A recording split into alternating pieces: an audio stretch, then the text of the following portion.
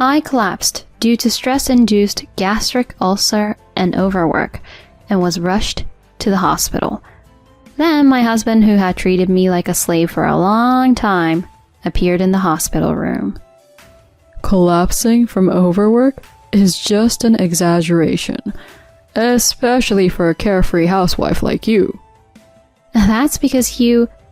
What's the matter with me? You got something to complain about? My husband glared at me with bloodshot eyes, and I shrank back. I have to stay in the hospital. My body has to heal. Then who's going to do the housework during that time? Huh? Well... Stop making excuses about hospitalization and neglecting housework. Get discharged soon and take care of the chores. My husband violently kicked my bed while I was sleeping. The impact ran through my body and I staggered. I took you in, even though you have nothing. You should serve me and do the housework perfectly. I'm the one supporting a wife who's only good for that much. At that moment, I reached my limit. I couldn't stand being with someone like him any longer.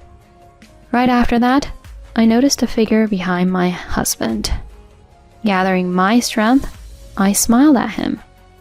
Is that all you want to say? Turning around on the spot, my husband instantly turned pale. My name is Gabriella, and I'm 28 years old. My parents divorced when I was young, and the mother who took me in passed away from illness a few years ago. With no family to rely on, I had an intense longing to have a marriage and a home. I had been working in accounting at a small company for a long time when, one day, a colleague introduced me to a man. That man turned out to be Keith, who would later become my husband. Keith was working at his father's company, poised to be the next successor. I was increasingly drawn to him, thanks to his promising future and lively personality. It seemed Keith also liked me, and one day he said something like this. I like refined women like you, Gabriella. Gabriella, you fit my ideal perfectly. I am not so much refined as I am reserved, unable to clearly express my opinions.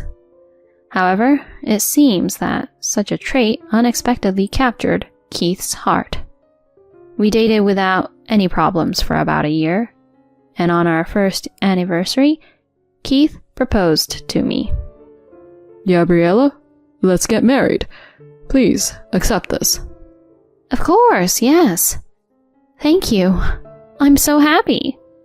Filled with joy, I accepted the ring he offered.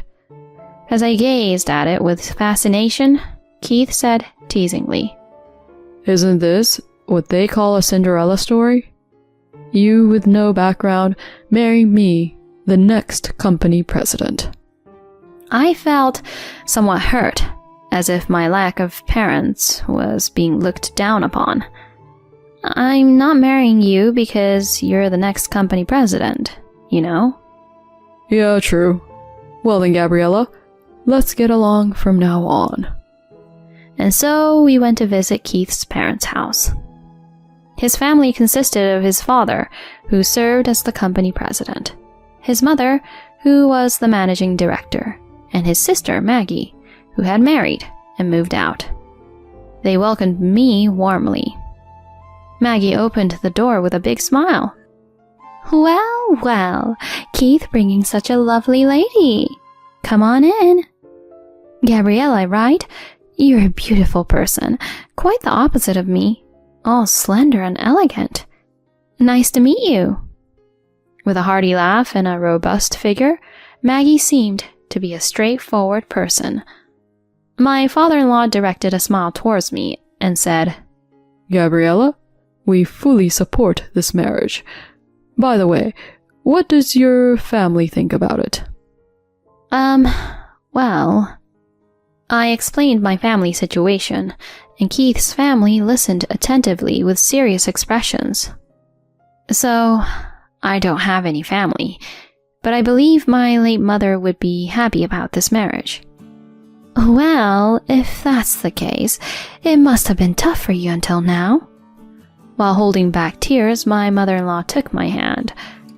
If that's the case, you can think of us as your real parents and rely on us. My sister-in-law also nodded with a serious expression. Keith, make sure to take care of Gabriella properly. Hitting Keith's back, my sister-in-law said this. He lowered his eyebrows, replying, I know, sis. On the way back, I told Keith, Your parents and sister are wonderful people. I'm happy to become part of the family. Really? I was scared of them when I was a kid. Especially my sister. She was like a female gorilla. Keith shrugged his head, and I laughed a little. Later, Keith and I got married, and we started living in an apartment gifted by my father-in-law as a wedding present. The apartment was located about an hour away from Keith's family home. Soon after that, Keith told me, Hey, Gabriella, now that we're married, would you consider quitting your job? Huh? I was surprised. I have been working at that workplace for 10 years as a full-time employee since high school graduation. I had good relationships with my colleagues and superiors. Even after marriage, I naturally assumed I would continue working, as it was also my mother's wish. After quitting her job due to marriage, my mother struggled with finding a new job after her divorce. She had advised me, You'll regret quitting your job after marriage. Don't let go of your career. In accordance with my mother's words, I wanted to continue working. That's why I explained it to Keith. I want to continue working even after marriage. At that moment, he furrowed his brows. Huh? Your job is just accounting anyway. There are plenty of people who can replace you. I earn enough for us to live comfortably, and I want you to handle the house. I kept refusing, but Keith persisted. Still, I kept telling him I wouldn't quit my job. It seemed he gave up, and I understood that he had finally relented. We are going to start working together and have a happy marriage. I thought so, but I soon hit a wall. Keith wouldn't do any household chores. Despite having experience living alone, he wouldn't even do simple things like cleaning. While I worked tirelessly on household tasks, he lounged on the sofa, playing with his phone. Handling all the household chores alone became burdensome, as I also had a job. Living alone, I could slack off on chores or cook simple dinners, but with a husband, it was different. Frustrated after months of doing everything by myself, I finally confronted him. Hey, Keith, I have a favor to ask. Could you please help with household chores a bit more? But Keith, without looking up from his phone, responded. Huh? Why don't you, Gabriella, do it? I'm tired from work. I work too. It's not fair for me to do all the housework. There's nothing unfair about it. Household chores are a wife's job. Plus, you chose to work, so manage both work and house chores properly. But, while I was dumbfounded, he continued. I've been thinking for a while. You're lacking in house chores. Dinner is too plain, and I want 2 more side dishes. Clean more thoroughly every day. That's impossible. Because you're working? I've told you to quit that kind of job. I don't want to. Fine, I see. Keith easily gave in, but 2 days later, something unbelievable happened. My boss came to my desk, showing me a resignation letter. Gabriella, this came. What's going on?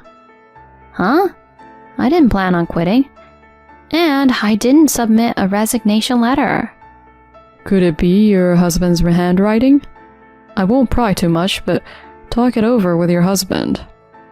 As soon as I got home, I questioned Keith. He responded angrily. You can't even do house chores properly, and you want to work? I wrote and sent that resignation letter. This is too much. Just quit your job. If not, we can get a divorce. Facing the possibility of divorce less than 6 months into our marriage, I felt paralyzed. I didn't want to be alone again. With a heavy heart, I said, "Okay, I understand. I'll quit my job." You should have done that from the beginning. Now, focus on house chores. After Keith left, I cried. From then on, I became Keith's desired stay-at-home wife, but that was the beginning of hell. If I couldn't meet Keith's expectations with household chores, he would scold and berate me. I, who grew up in a single-parent household, was insulted. One day, when I mentioned needing money for living expenses, Keith looked down on me. You waste money all the time, so I'll manage our finances from now on. What? You'll live on $670 per month, and don't slack off on my meals. I'll check the receipts strictly. So I had to manage our life within a budget of $670 each month, barely covering expenses for 2 people. Despite asking for an increase, I was denied. I resorted to eating close to expiring bread to make ends meet. After a few months of this lifestyle, I lost a considerable amount of weight, and my chronic stomach pain worsened. Keith's demands were endless, turning me into something akin to a slave. But I had no strength left to resist. One day, as I went to pick up dry cleaning, as per Keith's instructions, I collapsed on the street, writhing in pain and covered in cold sweat. Feeling agonized, I eventually lost consciousness. When I came to, I found myself lying on a hospital bed with a doctor peering down at me. Did you notice? You collapsed on the street. I had a severe stomach ache. Let's conduct some tests. Your nutritional condition seems quite poor. You'll be admitted, so please inform your family. At that moment, I contacted Keith and another person. After the tests, it turned out that I had a severe stomach ulcer. I ended up being hospitalized. I was sitting on my bed in a daze until the evening when I heard the hospital room door open. It was Keith who showed up. He left the door open and approached me with a stern look on his face. Hospitalized? All of a sudden? What on earth happened? I collapsed in the driveway. Severe stomach ulcer, malnutrition, and they said I was overworked. Keith sniffed as I answered in a small voice. Huh, what about it? Overwork is such an exaggeration. You're a carefree housewife. That's because you... What the hell are you looking at? Got something to say? With bloodshot eyes, Keith glared at me and I composed myself. Hospitalization is inevitable. I need to recover. Then who's gonna do the housework in the meantime, huh? Well... Just stop using hospitalization as an excuse to slack off on chores. Hurry up and get discharged to do the housework. At that moment, Keith violently kicked my bed as I lay there. The impact shook me, and I staggered. I took in someone as useless as you. Serve me and do the housework perfectly. That's the only thing you, a useless wife, are good for, and I'm supporting you. At that moment, I reached my limit. I couldn't endure being with such a person in a marriage any longer. Right after that, I noticed a figure behind Keith. Gathering my strength, I smiled at that person. Is that all you wanted to say? Huh? What are you... so cheeky? At that moment, I remained silent and pointed behind Keith. Turning around, Keith's face turned pale. Maggie? And why are Dad and Mom here? Yes, standing there were my in-laws and my sister-in-law, holding a bouquet for our hospital visit. I asked your sister, who lives near this hospital, to procure some hospital necessities for me. When she did that, it seems your parents got worried and came as well." Before Keith could react, my sister-in-law jumped at him. In the next moment, she expertly threw him with a loud thud onto the hospital room floor. Ouch! What the hell, Maggie? Did you forget I took karate lessons? More importantly, what was the meaning of what happened just now? I saw everything, you know. Everything? Then my mother-in-law took a step forward. Her face was bright red. "Keith, we've been listening to your interactions from the beginning. What on earth is going on? Asking Gabriella to do the housework after she gets discharged? Could it be Gabriella ended up hospitalized like this because of you?" Unable to endure it any longer, I shed tears while confessing everything right there. I revealed all the mistreatment I had endured from Keith. The gastric ulcer, malnutrition, overwork, all of it is because of Keith. A silence fell upon the hospital room. Keith, with a bright red face, uttered, "It's my fault? It's because you can't do the housework properly. I just disciplined you. Don't shift the blame." In the next moment, my mother-in-law slapped Keith across the face. Ouch! What the hell, Mom? "If you had stayed quiet, what were you planning? Treating Gabriella so horribly. You're heartless. I can't believe you're my son." At this point, my sister-in-law chimed in. "You were just pretending to be a good guy in front of us, huh? Your character is twisted. You're the worst for pushing Gabriella to the point of hospitalization." Hey, Mom. Maggie, calm down. Dad, say something. You should understand my feelings, right? At this moment, my father-in-law, who had been silent until now, slowly spoke up. What are you saying? That I would understand your feelings? What a joke. I've never put your mother through such hardship. Dad, you know what it takes to be a president? What, isn't it having a management plan or something? Hey, I've got confidence, you know? No, it's about valuing people first and foremost. To entrust the company to someone who can't cherish his wife like you is unacceptable.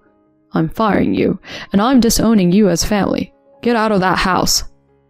Huh? Fired? Disowned? Keith, turning pale rapidly, then turned to me. Fine, I messed up. So Gabriella, please, calm down my dad and the others. No, I refuse. Huh? At that moment, I decisively said to him, Keith, let's get a divorce. I can't forgive you. Please live quietly alone from now on without hurting anyone. What? Keith's face turned pale and his neck was grabbed by his sister, who dragged him out.